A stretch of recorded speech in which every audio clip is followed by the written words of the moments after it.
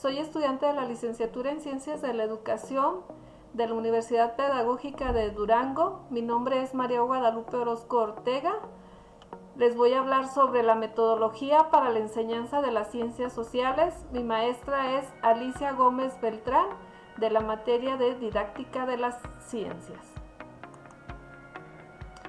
¿Qué son las estrategias de enseñanza? Pues estos son métodos o recursos que utilizan los docentes para que los alumnos alcancen los aprendizajes significativos. Las estrategias ayudan a que el aprendizaje sea una participación activa y para que el alumno alcance a asimilar y recordar, para que le sea más fácil. Los métodos se clasifican en métodos expositivos, métodos interactivos y métodos individuales. Los métodos expositivos son los que se conocen todavía como educación tradicional, en la que el docente es el que expone ideas, conceptos e información, o sea, él solamente es el que está frente al grupo.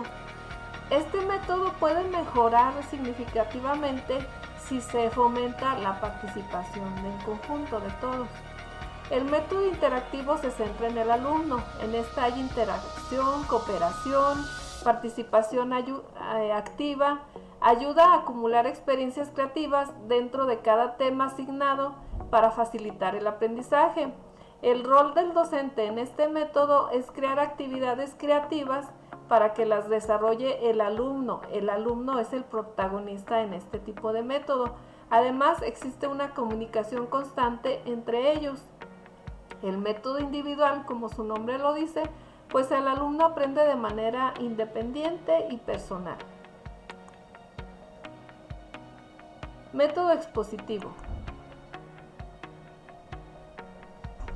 El conocimiento mediante la recepción se caracteriza por disponer de conocimientos previos. El alumno enlazará la información que tiene en su memoria con la nueva para comprender y darle sentido. Como ejemplos tenemos, pues mediante preguntas que se hacen al inicio de la sesión o un cuestionario, el diseño o situaciones de algunos problemas para poner en contexto a los alumnos. Otro es escuchar con atención e interés.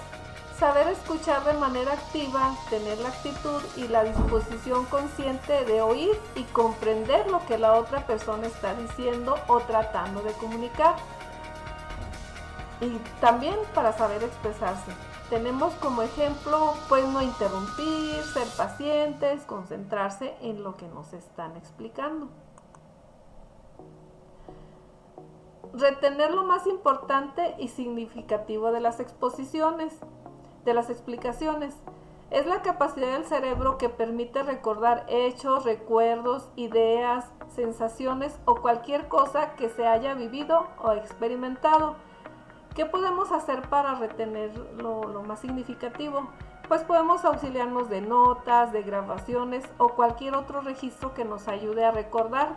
También podemos relacionar con imágenes y sonidos.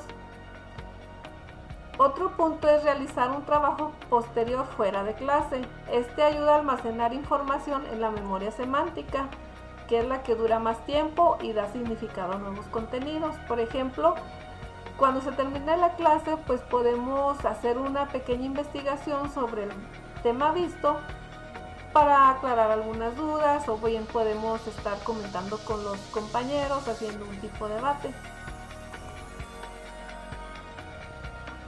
Existen unas reglas de oro para las clases expositivas. Esto es, por ejemplo, la coherencia.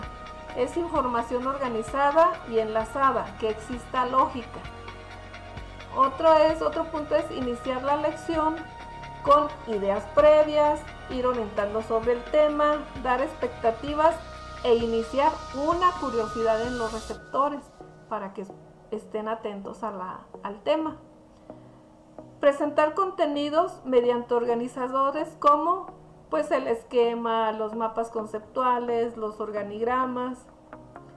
También se debe iniciar con ideas representativas y básicas.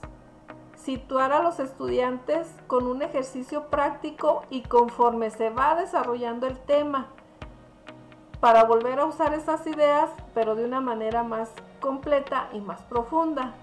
Dar ejemplos, pero estos ejemplos deben de ser reales, en contextos reales, que crean impacto y sorprendan para que sean más fáciles de recordar. Otro es que ese ejemplo pues forme parte del entorno del estudiante. Otra regla es el tiempo. Se debe de exponer en bloques con intervalos de 10 a 15 minutos. Según los estudios, la atención e interés de un estudiante dura 20 minutos, aunque en la actualidad, según los estudios últimos que han realizado, ha disminuido por el estilo de vida que ya se lleva. Otro punto es que exista una explicación clara, como pues usando preguntas, dando relevancia a lo más importante, haciendo pausas, usar lenguaje y expresión corporal, así como usar distintas entonaciones. Otro punto es participación y recapitulación final, es decir, hay que dar tiempo para que participen los estudiantes y hacer un pequeño resumen de lo más importante del tema. Otro punto es el feedback, es cómo se ve que reciben la información los estudiantes, por lo cual pues hay que buscar nuevas opciones y si los estudiantes o los receptores se ven dudosos para que puedan alcanzar una verdadera asimilación. Y por último recurso tenemos los recursos técnicos. Si se cuentan con ellos, pues hay que auxiliarse de ellos utilizándolos de la manera correcta y prudentemente para no saturar a los estudiantes. Método interactivo. Para utilizar el método interactivo se necesita que los alumnos utilicen estrategias para que procesen información, organicen su trabajo utilizando el método científico, presenten los resultados en textos descriptivos, explicativos y argumentativos, mediante mapas, croquis, fotografías, tablas y gráficos. Existen algunos tipos de métodos interactivos. Tenemos, por ejemplo, el método del caso, resolución de problemas o aprendizaje basado en problemas, simulaciones, investigaciones y proyectos. Les voy a hablar un poquito sobre los proyectos. Pues los proyectos se necesita contacto con el objeto de estudio y termina con resultados reales, como pues materializando el trabajo, haciendo una propuesta, una exposición o creando un objeto.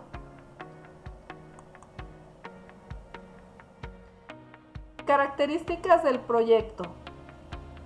Debe de comprender, planificar, buscar, trabajar en equipo, es decir, entender el trabajo, planear cómo se realizará, buscar información, organizarse y cooperar en el equipo hasta materializar el proyecto. Los estudiantes deberán tener iniciativa, se vuelven autónomos y el profesor únicamente se vuelve un guía, colabora y también les ayuda con ciertos recursos. Se deben de trabajar con problemas reales que existan. Es una estrategia adecuada para motivar a aquellos estudiantes pues que son pocos participativos, que van un poquito bajo por ahí en sus calificaciones, etc. Otro punto es que se pueden globalizar los contenidos, tomarlos de manera general.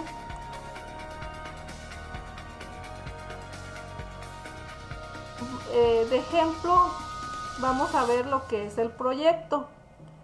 Este es un periódico histórico. Entonces, por equipo, elaborarán un periódico sobre la historia de México.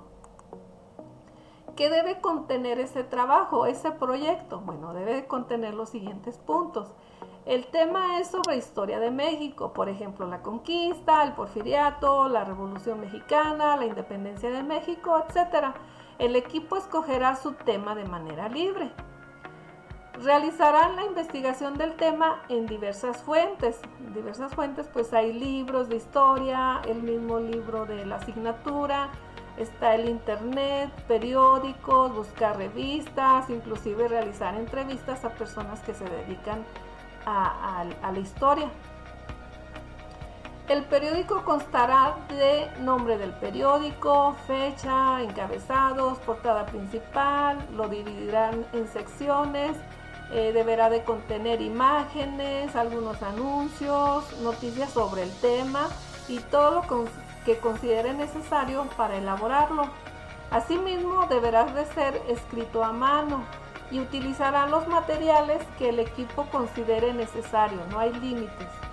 Al terminar el periódico, lo expondrán en la clase con la participación de cada uno de los integrantes.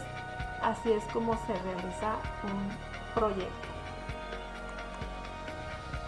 Por su atención, muchas gracias.